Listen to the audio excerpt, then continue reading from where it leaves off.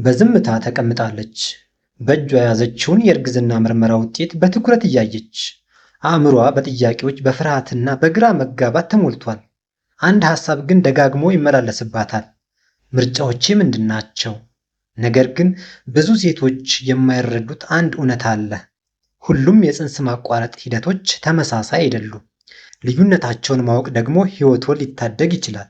ሰላም፣ ይህ ማማ ሄልዝ ኤዱ ነው። እኔ ፍሬም ነኝ። እዚህ ቻናል መረጃ ብቻ አንሰጥም፣ ስለ ሴቶች ጤና እውነቱን እነግራለን፣ በሚመራ በሚጠበቅና አቅም በሚሆን መልኩ።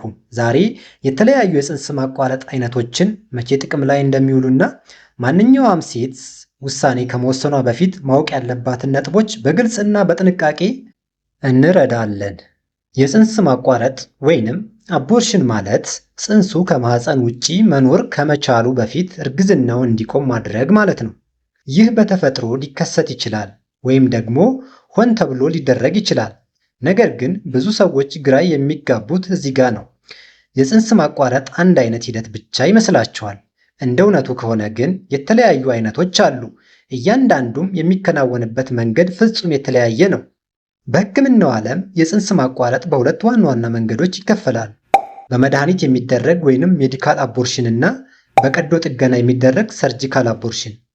በቀላሉ እንዲህ እንረዳው። አንደኛው መድኃኒትን ይጠቀማል፣ ሁለተኛው ደግሞ በሕክምና መሳሪያዎች የሚደረግ አነስተኛ የቀዶ ጥገና ሂደት ነው። በእነዚህ ሁለት ምርጫዎች መካከል ለመወሰን ግን አንድ ወሳኝ ነጥብ አለ። እርግዝናው ስንት ሳምንት እንደሆነ። በመጀመሪያ በመድኃኒት የሚደረገውን የፅንስ ማቋረጥ እንመልከት። ይህ ብዙ ሰዎች የአቦርሽን ኪኒን የሚሉት ነው። ብዙውን ጊዜ እርግዝናው ገና በጅማሬው ላይ እያለ ማለትም በመጀመሪያዎቹ ከ9 እስከ 12 ሳምንታት ውስጥ ጥቅም ላይ ይውላል። ግን በሰውነት ውስጥ በትክክል ምን ይከሰታል? ሂደቱ አብዛኛውን ጊዜ ሁለት አይነት መድኃኒቶችን ያካትታል። የመጀመሪያው መድኃኒት ፕሮጀስትሮን የተባለውን ሆርሞን ያግዳል። ይህ ሆርሞን እርግዝናው እንዲቀጥልና ፅንሱ እንዲያድግ እጅግ አስፈላጊ ነው። ያለዚህ ሆርሞን እርግዝናው ሊቀጥል አይችልም። ከዚያም ሁለተኛው መድኃኒት ይሰጣል። ይህ መድኃኒት ማህፀን እንዲኮማተርና ፅንሱን ወደ ውጪ እንዲያስወጣ ያደርገዋል። እናም በወቅቱ ሴቷ የሚከተሉትን ስሜቶች ማስተዋል ትጀምራለች። ኃይለኛ የማህፀን ቁርጠት፣ ደም መፍሰስ፣ አንዳንድ ጊዜ ከመደበኛ ወር አበባ የጠነከረ የፅንስ ቅሪቶች ወይም ደም የመሰሉ ስጋዎች መውጣት። ለብዙዎች ሂደቱ በተፈጥሮ እንደሚከሰት የፅንስ መጨንገፍ ወይም ሚስካሬጅ ሊሰማቸው ይችላል። ግን እዚህ ጋር አንድ በጣም ጠቃሚ ነጥብ አለ። ይህ ሂደት በቅጽበት የሚከናወን አይደለም። ለሰዓታት አንዳንዴም ለቀናት ሊቆይ ይችላል። ያ የመጠባበቂያ ጊዜ ደግሞ በአካልም ሆነ በስሜት በጣም ፈታኝ ሊሆን ይችላል። አንዳንድ ሴቶች ይህንን መንገድ የሚመርጡት ቀዶ ጥገና ስለማይፈልጉና ነገሩን በሚስጥር ለመጨረስ ስለሚረዳቸው ነው። ነገር ግን ይህ መንገድ የሚከተሉትን ነገሮች በጥብቅ ይፈልጋል። ጥንቃቄ የተሞላበት ክትትል እና የአደጋ ምልክቶችን አስቀድሞ ማወቅ። አሁን ደግሞ በቀዶ ጥገና ስለሚደረግ የፅንስ ማቋረጥ እናውራ። ከክኒኑ በተለየ መልኩ ይህ በጤና ተቋም ውስጥ በሰለጠኑ የሕክምና ባለሙያዎች የሚከናወን የሕክምና ሂደት ነው። በመጀመሪያዎቹ የእርግዝና ሳምንታት ቫኪዩም አስፓይሬሽን የተባለ የፅንስ መሳቢያ ዘዴ በብዛት ጥቅም ላይ ይውላል። እርግዝናው ገፋ ካለ ደግሞ ሌላ የላቀ የሕክምና ሂደት ሊያስፈልግ ይችላል። እዚህ ጋር ዋናው ልዩነት ጊዜ ነው። ምክንያቱም በቀዶ ጥገና የሚደረግ የፅንስ ማቋረጥ አብዛኛውን ጊዜ በደቂቃዎች ውስጥ ይጠናቀቃል። እንደ ኪኒን ረጅም የመጠባበቂያ ጊዜ የለውም። ብዙ ሴቶችም በዚህ ምክንያት ይመርጡታል። ፈጣን ነው፣ በሕክምና ክትትል ስር የሚከናወን ነው፣ ውጤቱም ወዲያውኑ የታወቀ ነው።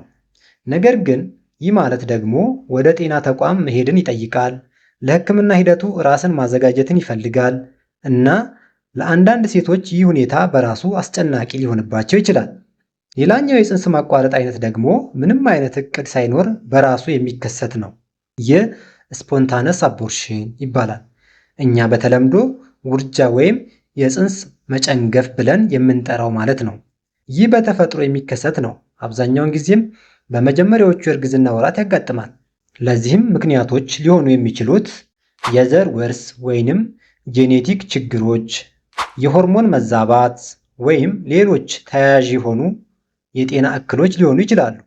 ለብዙ ሴቶች ይህ ሁኔታ በድንገት የሚመጣ እና ከቁጥጥር ውጪ ስለሆነ በስሜት ረገድ በጣም አሳማሚ ሊሆን ይችላል።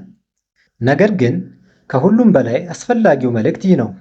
ሁሉም የፅንስ ማቋረጥ ሂደቶች ደህንነታቸው የተጠበቁ አይደለም።